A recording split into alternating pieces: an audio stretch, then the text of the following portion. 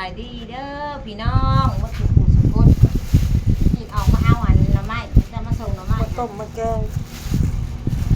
คนน้อยซื้อพี่น้องโลหนึ่งว่ะ แลกกับศพป้าห่อ 50,000 แล้วก็จ๊อก 50,000เด้อพี่น้องโลละไม้กินซึ่งสิมาปอกมันนี่ คือออกมาบอกคุณย่า ตามมันก็ใส่ทุกอย่าง มาดีเนาะขนมใหม่ครับเห็นก็เห็น เห็นแล้วนะละไม้นะหูแล้วนะเอามาเอากากมันแค่นี้กากมันค่ะเนื้อมันจะใส่ตัวนี้เนี่ยนะโอ้ยหอดบุโร มาว่าลงไปเนาะขโมยมา ไม่เลยบ่ฮอดโล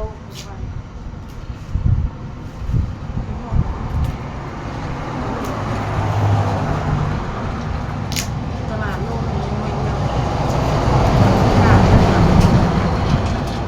แลกกันพี่น้องเลยเอาศพป้าแลกห่อ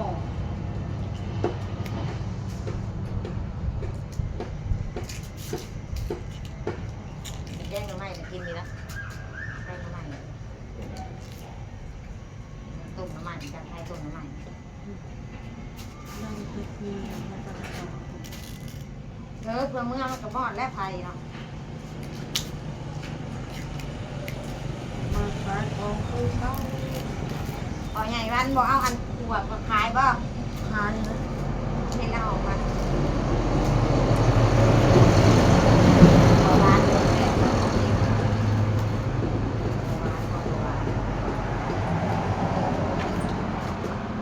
อย่าปอกนะใช่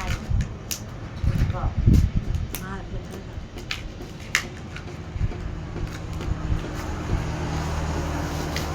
เท้าเนี่ยต้องใส่ถุงมือค่ะ แล้วใส่ถุง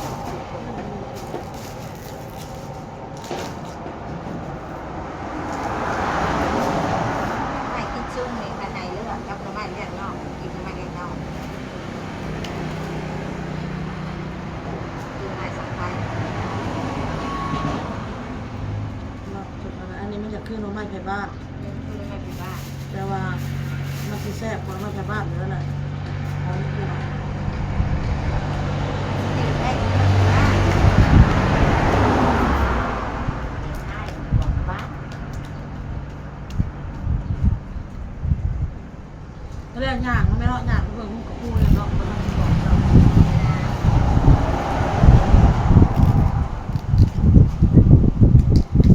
ได้ค้าพี่น้องเลยส่งปลาขดเกลี้ยงเลยได้อะนะได้ส่งปลานั่นแรกก็หน่อไม้ก็ได้จ๊อกพี่น้องเลยแล้วก็ม่นเนาะส่งปลา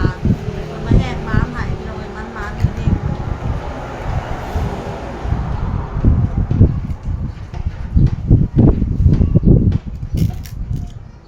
ตีแม่คุณยายจุกขึ้นหลังคาเนี่ยมันบดไปเจอติดใกล้อยู่แล้วแม่งๆสิ เขาแต่อย่าลงนะพอดีเป็นหวานปลาจะสิแซ่บแกงน้อย มันหลายเลยแหละนี่นะเป็นว่าเบิดก่อนปวดแล้วหมดกินเบิดก่อนเลือดเท่าเนี่ยเลือดเท่าว่าหลายคนช่อง ๆมดได้แม่เพื่อนเฮากินยังกระแซ่บมด เป็นแสบไว้สก่อน เจ้ากินตลอดเอานานๆทีเราปัจจุบันในบทป่าเราไม่เลยเอานานๆที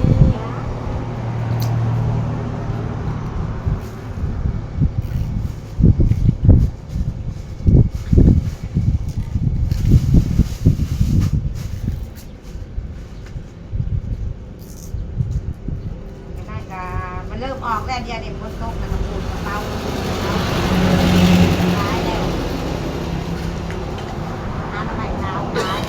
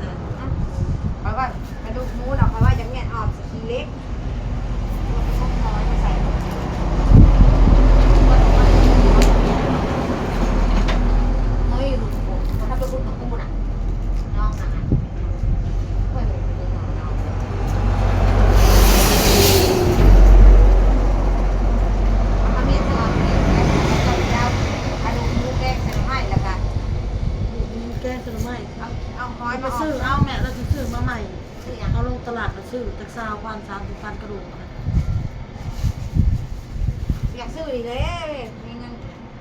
กระดูกโผล่ กระดูกโผล่กระหนกไข่จัดบัดเอ้ยโตเฮาสร้างเฮาควย แต่ละว่าขี่รถน้อยๆแล้วก็หาเกิดวันพี่น้อง รถอันนั้น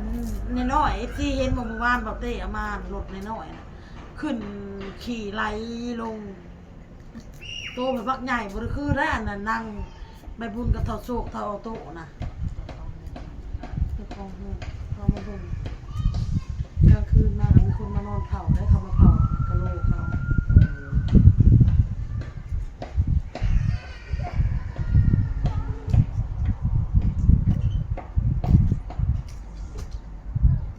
เอาคนมาเด้อ ตอนนี้ก็ตอนหนึ่งเจ้าอยู่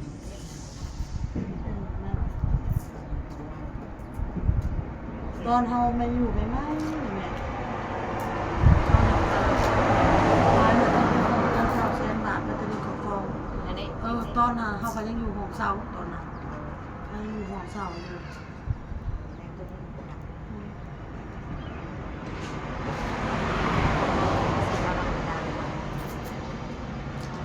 เราซื้อเอาร้านโซ่เราคิดว่าตั้งแต่เขาอยู่ห้องเสาเนี่ย6 ปีเลย5 ปีขึ้นหลัง ไม่ได้คล้ายๆกัน ก็9 แสนบาทมันจะดึงของทองอีก เต็มใจใส่ใส่ใส่เล็กชิ้น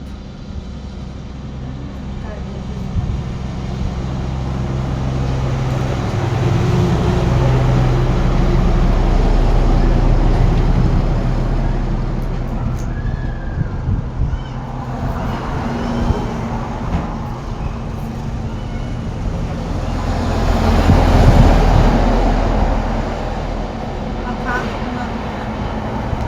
มีกระเทียมน้ำเงินนะเดี๋ยวเขาก็ได้แล้วงวดซื้อกระเทียมกับปีใหม่ค่ะ90,000เนาะก็เหลือ70เราก็จ่ายเลยลูกค้าทิ้งเขาก็ได้ทิ้งกระเทียมก็พูดได้ไม่มาเลย